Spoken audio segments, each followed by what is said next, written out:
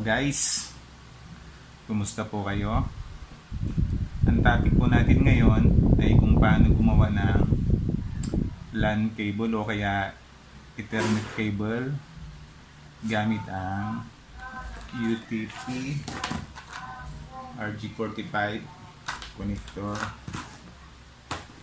Dalawang klase po yung ginagamit natin dito. Yung isa, straight connection saka crossover. Ang kadalasan pong ginagamit ko ay para dito sa aking computer shop ay straight connection. Ito po ang gagawin natin, guys. Umpisa na natin.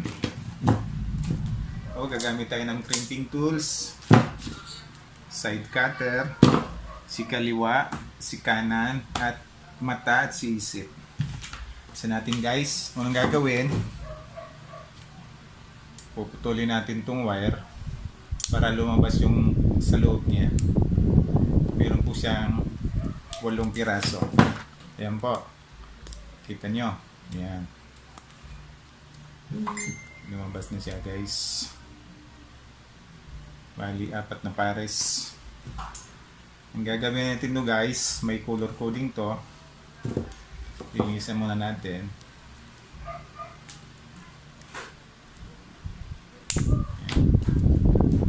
Separate na natin base sa color coding. Una, white green. Ayan po, white green. Tapos green. Tapos nakita, sumunod po sa green, white orange, GGO. Tapos sumunod is, kita nyo guys, white blue,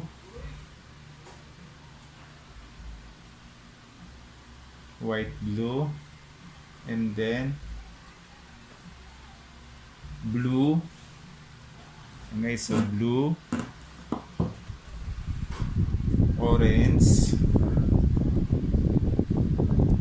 white, brown, and brown.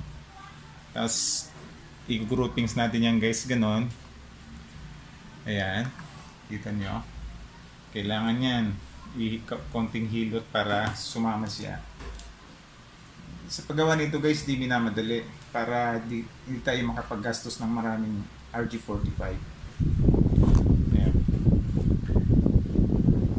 White green, green, white orange, white blue, blue, orange, white brown, and then brown. Hilot-hiloti lang, guys. Hilot. Medyo madilim, kailangan natin. Yan. Guys, hilot lang ng kaunti. Huwag tayo magbandali para ayos. Ayan. Kailangan madali. Tapos pag okay na siya, ikakat natin to na hindi kasama tong balat, mga 1/2 inch. Hindi pa masyadong Ayan, kakat natin siya, guys. O di naman kaya susukat natin ng ganito. Ayan, no?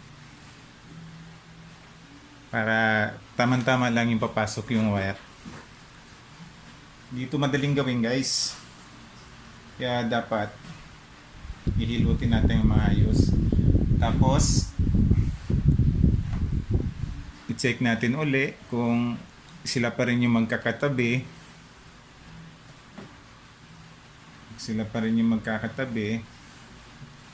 Ayan. Saka natin puputulin siya ng, estimate natin ng 1/2 inch. Ayan, guys.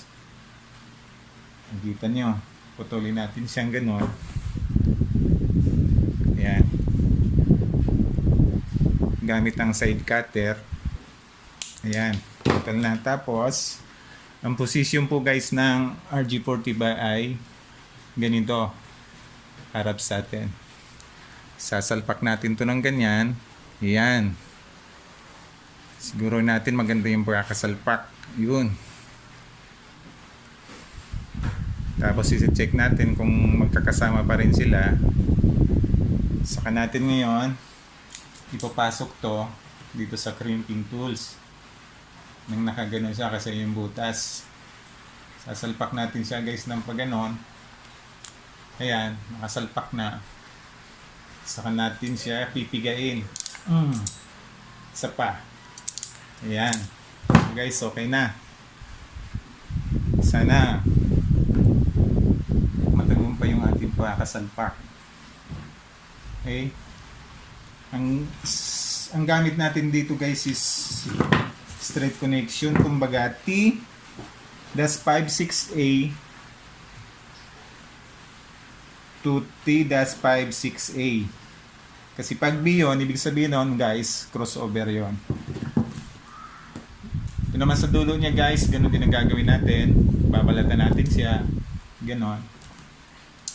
Ikutin natin ng kaunti. Huwag masyadong maliin para hindi maputol yung sa loob.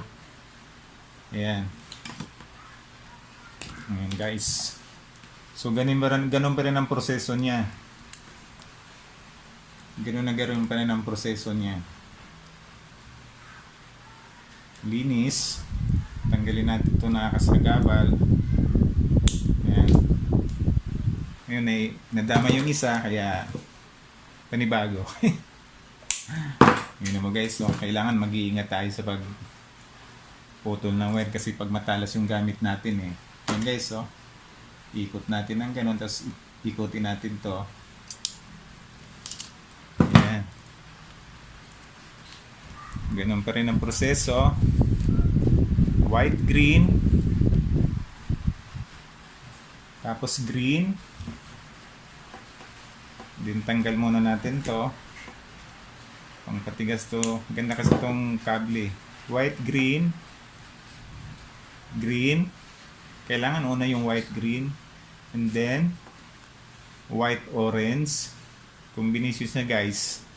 May puti saka orange yan. Tapos white, blue. White, blue. And then blue, orange, white, brown, and then brown. Yun, pag nagano'n sa guys, hawakan nyo para hindi na sila maghiwalay. Tapos hilot ng hilot. Hilotin natin ang hilotin to. Yan. Kita, tapos i-check ulit natin kung magkakasama pa rin sila. White, green, green, white, orange, white, blue, blue, orange, white, brown, and brown. So guys, hindi sila naghiwalay. Ulit-ulit.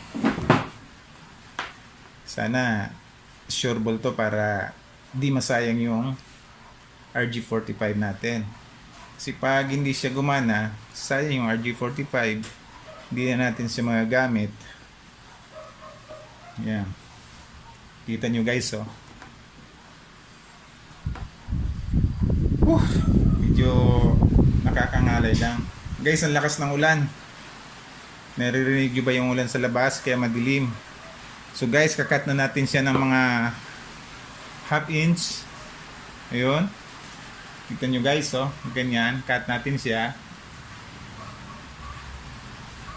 Cut natin. And then RG45. Ganun yung forma. Kasi yung isa dapat nakatiyaya siya. Salpak natin siya. Ayan.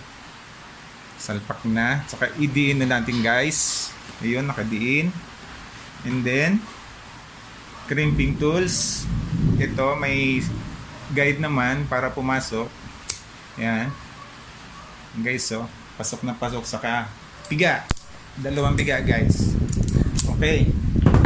Ngayon guys, nakabit na natin magkabilang dulo. Wala tayong tester kaya ang gagamitin natin, magbubukas tayo ng isang computer. Yun know, guys, oh. Walang katao-tao sa siyap kasi bawal. Bubukas tayo ng isang computer para matesting natin kung gumagana yung ating ginawang kable. Ito yung guys, kasi kumukulog. Ito yung guys, oh. Ito natin siya sasalpak. Gagawin natin, i-on natin to. Titingnan na natin guys kung gumagana yung internet niya. Yan guys, oh, makikita nyo. Tapos, ayun yung, nandito yung kwan sa taas. Yung hub. Yan. Dito natin siya sasaksak. Okay?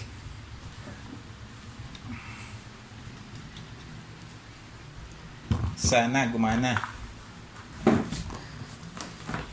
Ito yung guys ginawa natin. Ang tawag dito guys ay street connection guys. Kasi yung isa, crossover. Ito ang kadalasang ginagamit sa hub to computer.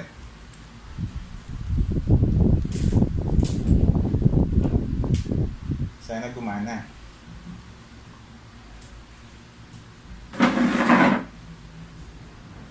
Ang tagal. Kumukulog na guys, kaya madaliin natin. Lakas ng kulog. Wala tayong tester eh. Ito, hanap tayo ng bakante rito. Ayan. Sasalpak natin yan dyan. Tingnan natin, nasa number 20 siya guys. Yun. Ilaw. Kita nyo ba?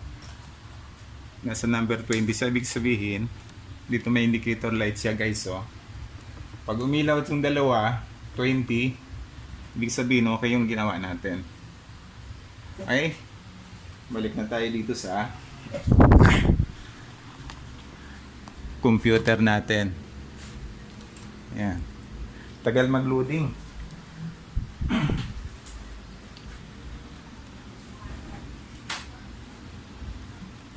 Ayan guys, so tatanggalin muna natin yung internet cable dito nakakabit. Papalitan natin ang ginawa natin. Kung mapapansin nyo guys, wala pa, naglo-loading pa. Mamaya tingnan natin yan kung okay. Hirap kasi guys pag wala tayong cameraman eh. Wala tayong katulong.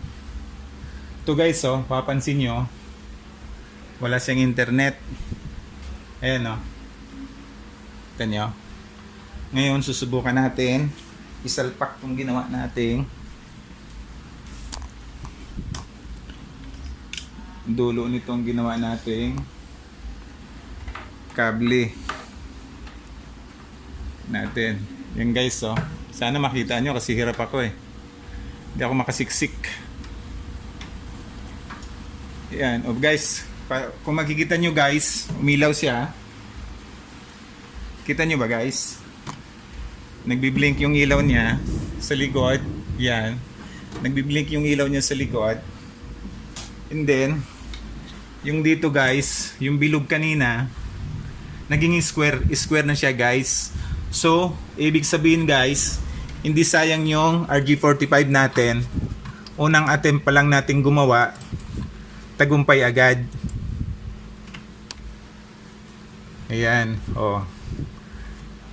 Kita nyo guys. So, may internet na kaagad. Ibig sabihin, okay. Try natin na open tayo ng apps. Try natin YouTube. Kasi pag walang internet yan, walang YouTube. Bagalan to. Ito kasing guys, unit na to, may magre-renta nito. May virus ngayon kaya bawal magpalaro. Kaya ang ginawa ko, magpaparenta na lang ako ng unit sa may gusto. So ang bagal niya. Ganito talaga pag Windows 10 eh. Mabagal. Mabagal ang loading niya. Wala pa yata.